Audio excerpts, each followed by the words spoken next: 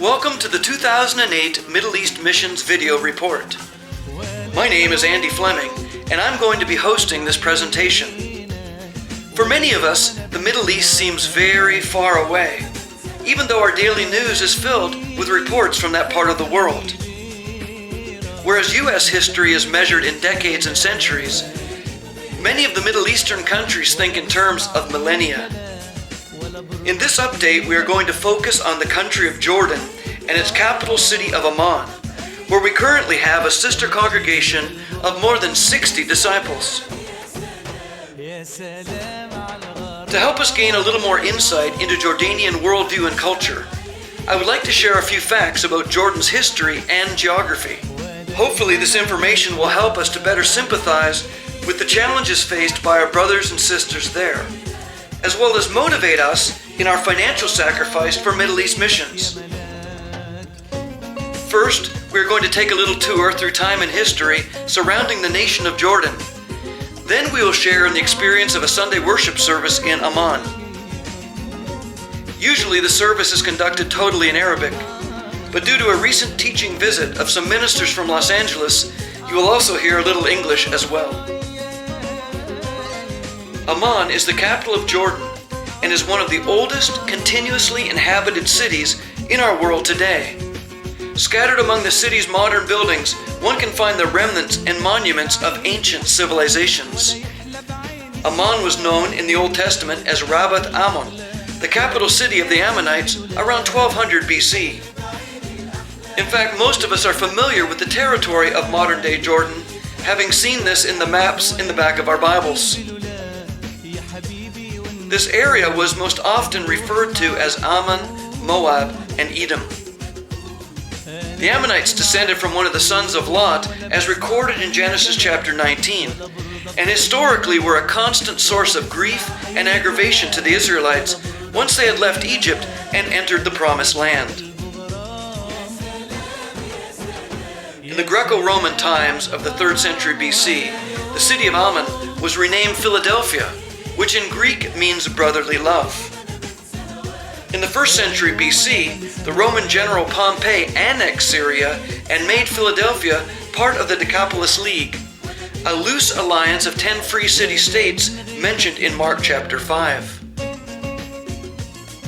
Under the influence of the Roman Empire, Philadelphia was reconstructed in typically grand Roman style, with colonnaded streets, baths, an amphitheater, and magnificent public buildings. The amphitheater remains the most impressive legacy of the Roman city of Philadelphia and dates back to the middle of the 2nd century AD. Its 33 rows once seated 5,000 spectators for performances and concerts, and amazingly is still in regular use today, 2,000 years later. About 300 years after this time, during the Byzantine period, Philadelphia served as the center for a prominent Christian bishop and was home to a number of impressive church buildings. Today, the site of the Grand Husseini Mosque is thought to be the same as the former main cathedral of Philadelphia. The city declined somewhat until the year 635 AD, when it came under the influence of Islam that was spreading northwards from the Arabian Peninsula. From this point forward, the region passed through a number of different Islamic empires, and as part of the Arab domain, took back its original Semitic name of Amman, or Amman. Amman's modern history began in the late 19th century, when the Ottoman Empire, based in modern-day Turkey, resettled the area with a colony of immigrants.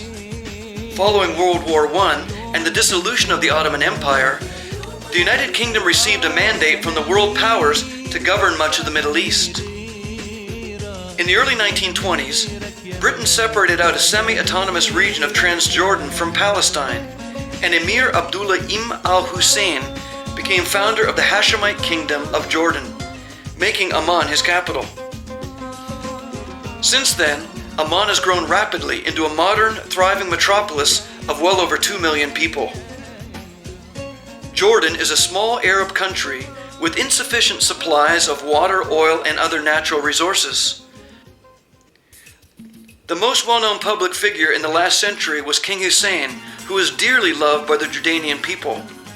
King Hussein successfully navigated competing pressures from the major world powers, various Arab states, Israel, and a large internal Palestinian population, as well as several wars and coup attempts.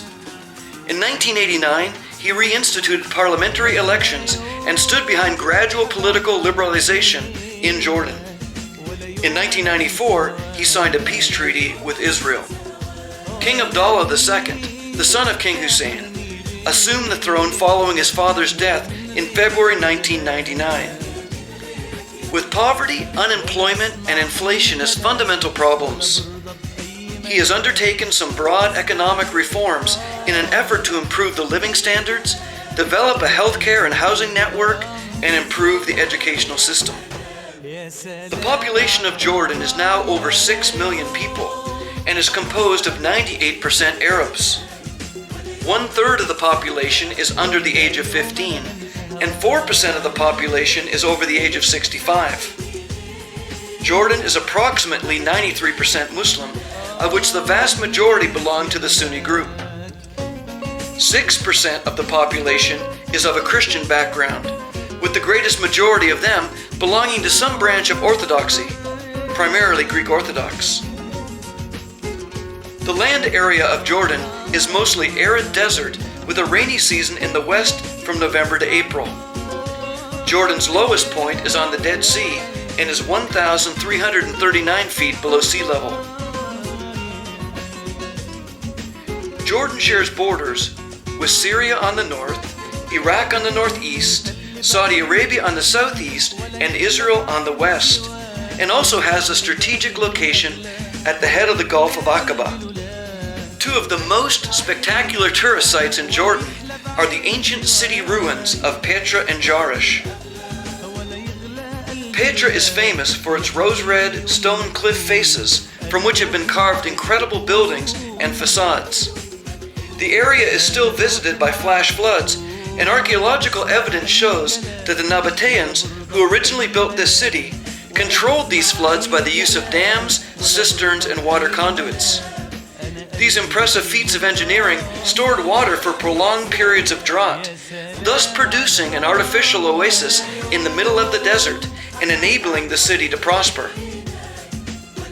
Although in ancient times, Petra might have been approached from the south through the mountains via Saudi Arabia, or possibly from the high plateau to the north, most modern visitors approach the ancient site from the east. The impressive eastern entrance leads steeply down through a dark, narrow gorge, in some places only 9 to 15 feet wide, called the Seek, which means the shaft. This shaft is a natural geological feature formed from the deep split in the sandstone rocks.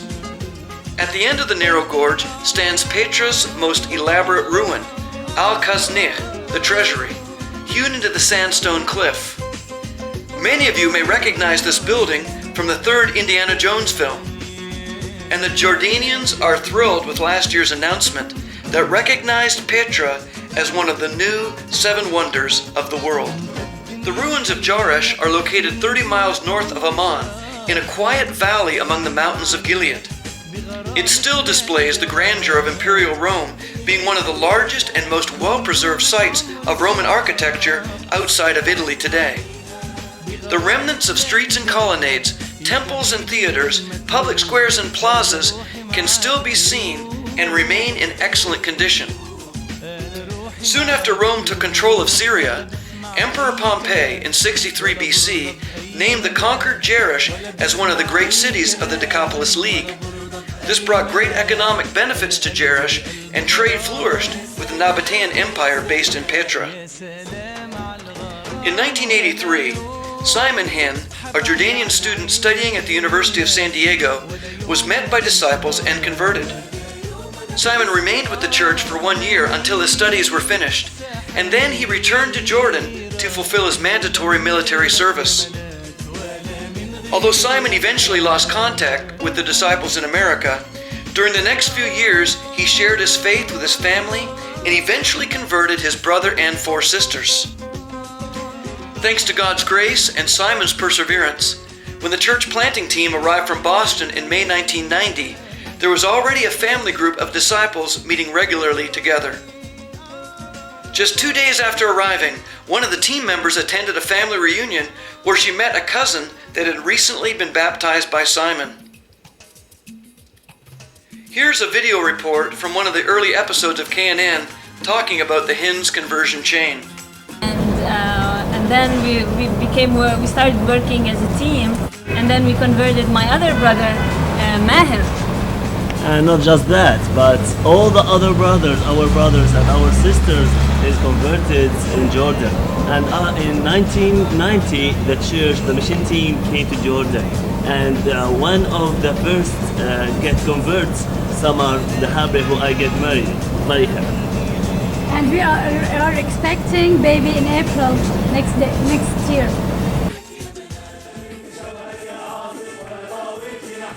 Although the country of Jordan is 10 time zones ahead of the U.S. Pacific coast, the church in Amman typically starts their Sunday worship service just 1 hour before our congregations in California, their 7 p.m. being our 9 a.m. Since the greatest part of the population of Jordan is Muslim, Sunday is actually the first day of the work week, and the disciples are only able to gather in the evening after the workday is over. This is similar to the pattern found in most Arab countries, where the weekend is considered to be Friday and Saturday. Let us now join our brothers and sisters in Amman as they devote themselves to the Apostles' teaching, to the fellowship, to the breaking of bread, and to prayer.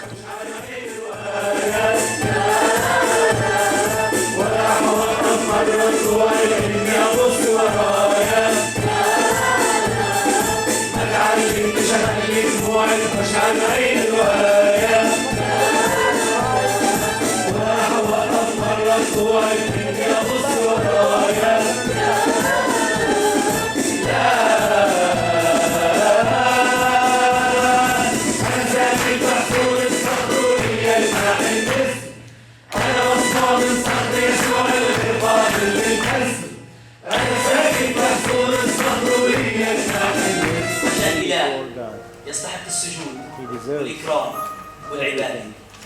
نحن نبلش بترنيمة بتقول برفع اسم إلهي وبإيمان وبرجاء إنك أنت معنا ومعك نعمل المستحيلات.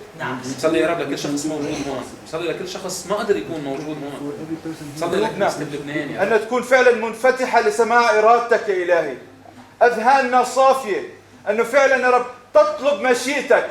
It is great to be with all of you tonight. رائع أن أكون معكم جميعا في هذا المساء. And I want you to know it's just an honor and a privilege to be able to stand before you and to be able to be with the entire church. بدي أقول لكم إنه شرف وامتياز لإلي إنه أقف قدامكم وقدام كل الكنيسة. Robin and I are here from the Los Angeles church. أنا وزوجتي رابن من كنيسة لوس أنجلوس. As well as a very dear brother of mine, Mike Rock. كذلك مايك أخونا برضو. And we are all here to participate in a leadership conference of the Middle East churches.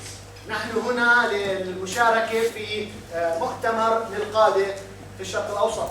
And it's really been fantastic to be able to spend some great times of fellowship with brothers and sisters that we had never met before. وكان رائع إنه نقضي وقت كتير حلو وشركة مع إخوة أعمى. Does it amaze you that Jesus was able to raise somebody completely from the dead back to life? هل بدهشك إنه يسوع كان قادر إنه يقوم ميت من الأموات ويرجعه للحياة؟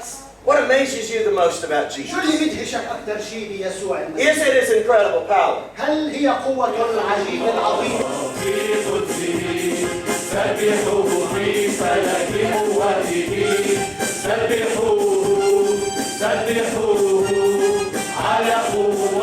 Let us remember our Jordanian brothers and sisters in our prayers. This congregation in Amman has been very significant in our Middle East missions efforts, and through the years has provided much of the leadership for our work in the countries of Iraq, Lebanon, Egypt, and Sudan.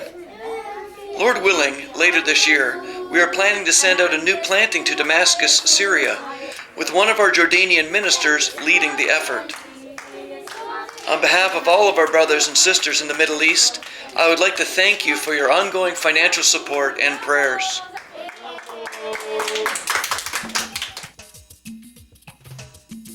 Finally, I just want to bring you greetings from the Fleming family in Birmingham, England.